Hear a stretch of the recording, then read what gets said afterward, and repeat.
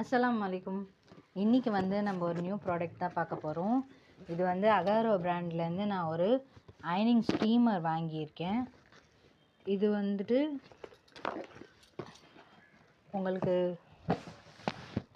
1 year warranty வருது. 1500 watts. அதே மாதிரி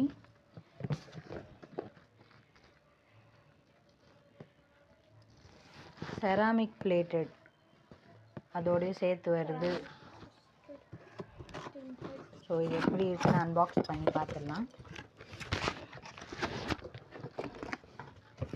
உட்ரி நானே எடுத்துக்கிறேன்.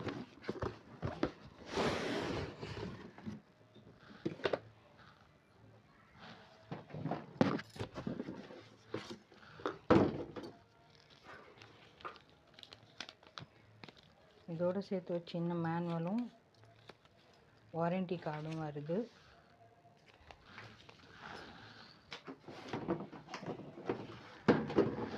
இந்த மாதிரி தான் வருது. இதோடு சேர்த்து க்ளவுஸ், பேரு, இது ப்ரஷ். மெயினாக பிளாக் ட்ரெஸ்ஸில் அந்த மாதிரி டஸ்டெல்லாம் இருந்துச்சுன்னா இதோடு சேர்த்து ஸ்ட்ரெயின் பண்ணும்போது உங்களுக்கு அந்த டஸ்ட்டும் கிளியர் ஆகிடும், அந்த த்ரெட்ஸும் ரிமூவ் ஆகிடும்.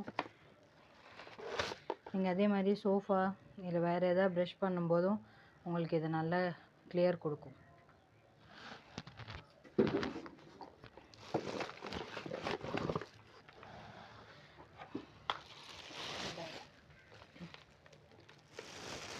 இந்த மாதிரி தான் இருக்குது ஸ்டீமர் பிளேட்டட். இதில் வந்து நம்ம வாட்டர் ஃபில் பண்ணணும். மேக்ஸ்க்கு மேலே நம்ம வாட்டர் ஃபில் பண்ணிக்கக்கூடாது. அதுலேயும் இதில் வந்து ஆரோ வாட்டர் அந்த மாதிரி தான் ஃபில் பண்ணி யூஸ் பண்ணணும்னு சொல்லியிருக்கு. ஸோ இதில் வந்து நம்ம வாட்டர் ஃபில் பண்ணி இந்த லெவலுக்கு தண்ணி ஃபில் பண்ணியாச்சு. ஸோ இந்த மாதிரி மேலே லிட் வரும். இதில் க்ளோஸ் பண்ணிவிட்டு இந்த இடத்துல வச்சு எப்படி ப்ரெஸ் பண்ணிடணும். ஸோ லாக் ஆயிரும். இப்போ நம்ம ஸ்டீம் பண்ணிடலாம். ஆனால் இதில் இருக்க ஒரே பிரச்சனை என்னென்னா நம்ம எல்லா வீட்டிலே இருக்கிற நார்மல் ஃப்ளக்கில் வந்து இது ஃபிட் ஆகலை. ஸோ அதனால் ஏசி வாங்கிறதுக்காக ஒரு ஃப்ளக் ஒன்று போட்டு வச்சுருந்தோம். ஆனால் இன்னும் ஏசி வாங்கலை, ஃப்ளக் இருக்குது. ஸோ அந்த ஃப்ளக்கில் மட்டும்தான் இது போட்டு யூஸ் பண்ண முடியுது. அதுக்கு ஒரு ஆளோட ஹெல்ப் வேறு தேவைப்படுது. வாங்க. ஆக்சுவலாக அந்த ஃப்ளக்கு இங்கே தான் மாட்டியிருக்கு. கையெடு. ஸோ இப்போ இதை வந்து இங்கே ஃபிட் பண்ணிடலாம்.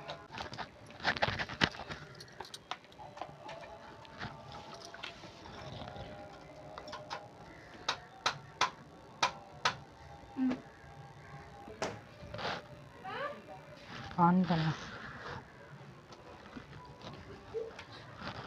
ஸோ இப்போ இது வந்து ஆன் ஆயிடுச்சு.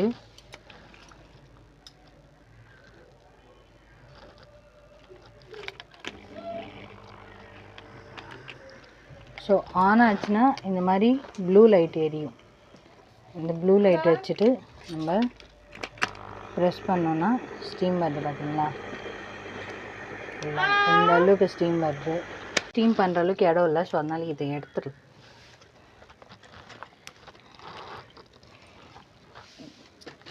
இங்கே வச்சுட்டு ஆல்ரெடி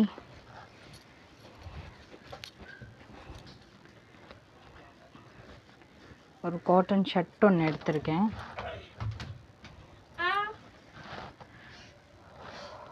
இதை மாட்டிட்டு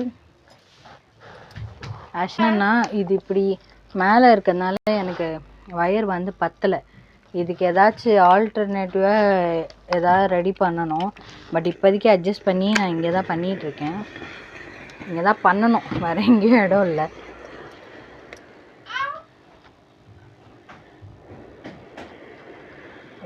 இது ஷர்ட் நல்லா காட்டும்.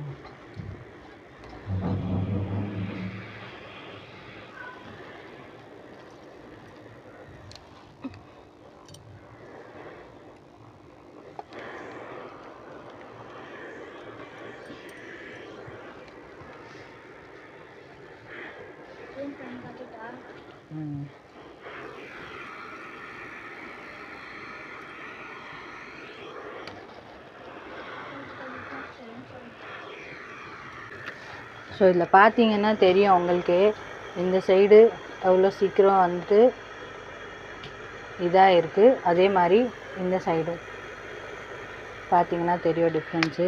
இது என்னென்னா மெயினாக நம்ம அயனிங்கில் இருக்கிற ப்ராப்ளம் வந்துட்டு இந்த மாதிரி ஷர்ட்லாம் அயன் பண்ணும்போது அயன் ஆகும், பட் ஆனால் பயங்கர நீட்டாக இருக்கிற மாதிரி இருக்குது.